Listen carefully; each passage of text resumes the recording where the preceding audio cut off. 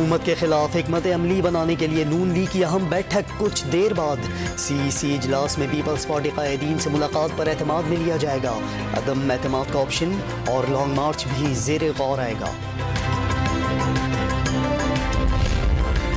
وزیر اعظم عمران خان کا ملک بھر میں عوامی رابطہ مہم شروع کرنے کا فیصلہ. پورے ملک میں اجتماعات سے خطاب کریں گے. 9 فروری کو فیصل آباد میں صحت کارڈ کے اجرا کی تقریب سے خطاب کریں گے. شہزاد اکبر کے ساتھ ان سے متعلق سب اچھا کی رپورٹ دینے والوں کی بھی چھٹی ہونی چاہیے. پی ٹی آئی رہنما زلفی بخاری نے احتسابی عمل مشکل قرار دے دیا.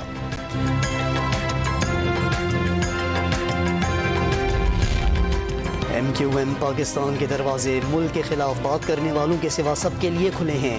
رہنما متحدہ عامر خان نے مستقبل قریب میں پیپلز پارٹی یا نون لیگ سے بھی اتحاد ممکن قرار دے دیا.